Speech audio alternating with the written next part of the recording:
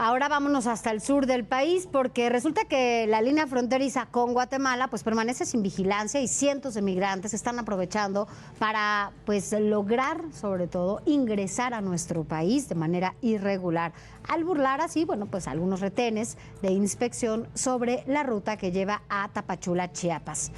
Desde que terminó este título 42, pues generó sobre todo que el flujo migrante cambiara de caravanas al paso hormiga, ¿no? O sea, de cientos de extranjeros que justamente buscan llegar hasta Estados Unidos, lograr cruzar la frontera norte de nuestro país. Pero quien tiene toda la información eres tú, José Eduardo Torres, que además también te tocó el temblor por allá.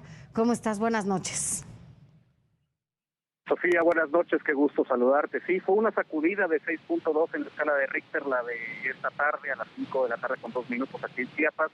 Afortunadamente se reporta saldo blanco, no hay pérdidas humanas y tampoco hay registro de daños materiales. Pero un movimiento telúrico aún más fuerte, Sofía, movimiento telúrico social es lo que está pasando con los migrantes.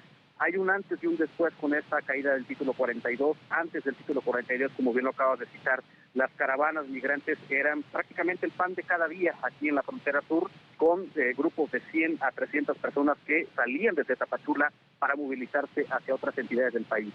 Cae el título 42 y previo a la caída de este título 42, el pasado 11 de mayo, se viene una oleada de migrantes donde el Instituto Nacional de Migración entregó más de 7,000 permisos de tránsito libre por el país para poder estar en territorio mexicano durante 45 días y abandonar territorio nacional por cualquiera de sus fronteras. Evidentemente, como lo hemos comentado, la mayoría buscó salir por la frontera norte y es donde están ahora varados. Sin embargo, ¿qué ha pasado en los últimos días? Bueno, la seguridad y de alguna forma la contención migrante por parte del gobierno federal no se ha visto pese a la presión que ha ejercido Estados Unidos en varias ruedas de prensa que ha dado, en varias declaraciones que ha dado la clase política de Estados Unidos, los opositores, a Joe Biden por supuesto, y a pesar de esta presión de la que hablamos, bueno, en el río Suchiate, que es el que divide a Guatemala y a México, se observa al menos 5 elementos de la Guardia Nacional y unos 6 o 7 elementos del Instituto Nacional de Migración que tienen que cuidar prácticamente toda la ribera del río Suchiate,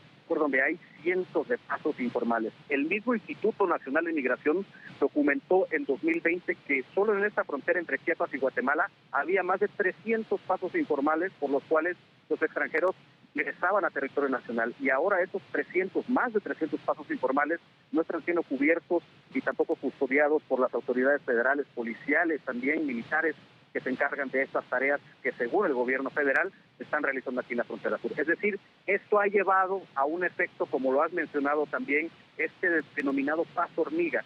¿Y qué es el paso hormiga? Pues se trata de grupos de migrantes no mayor a 10 personas que se esconden de los retenes de vigilancia que pone el Instituto Nacional de Migración y la Guardia Nacional, los evaden, y es aquí donde se activan todas estas redes de traficantes de humanos que están operando aquí en la frontera sur y que hasta el momento pues nadie las combate.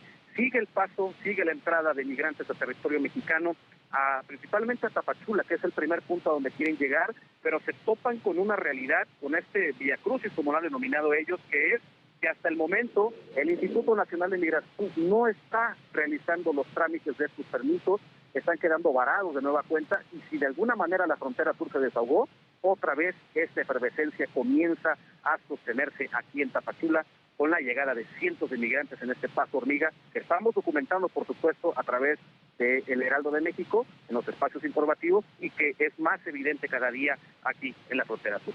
Dime una cosa, José Eduardo. Hemos hablado de esta travesía que hacen los migrantes del sur, como lo señalas, ¿no? Desde la entrada de esta frontera sur hasta el norte, y que muchas veces, pues son abusados. Me refiero a la manera en la que estos grupos delincuenciales aprovechan, les quitan su dinero.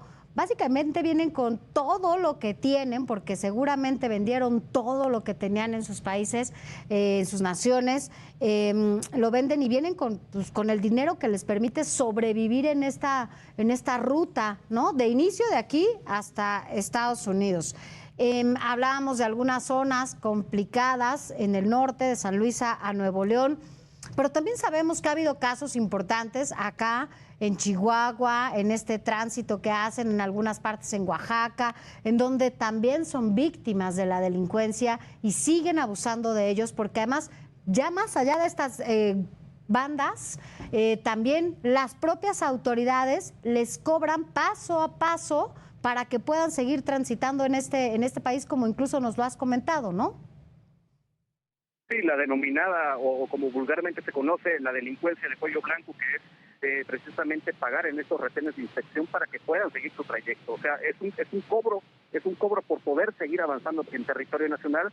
Y bueno, si recuerdas, Sofi, hablábamos hace pocos días de un grupo de migrantes venezolanos que estaba varado en Ciudad de México precisamente porque se habían quedado sin recursos por pagar estas cuotas de extorsión y no podían seguir avanzando. Bueno, ayer ellos lograron obtener un ticket, un boleto que los iba a trasladar de Ciudad de México a Matamoros. Sin embargo, se toparon que en uno de estos retenes del Instituto Nacional de Migración les rompieron los permisos que llevaban y ahora están de vuelta en Ciudad de México. ¿Todo por qué? Porque ya no llevaban los recursos monetarios para seguir pagando en estas volantas, como se les llama comúnmente, y ahora están de nueva cuenta varados en Ciudad de México, como le pasa a cientos de migrantes que están aquí en Tapachula sin poder tramitar un permiso y a la expectativa de qué va a pasar con esto. Bueno, pues estaremos al pendiente de todo esto. Gracias por lo pronto, José Eduardo. Buenas noches y cuidado.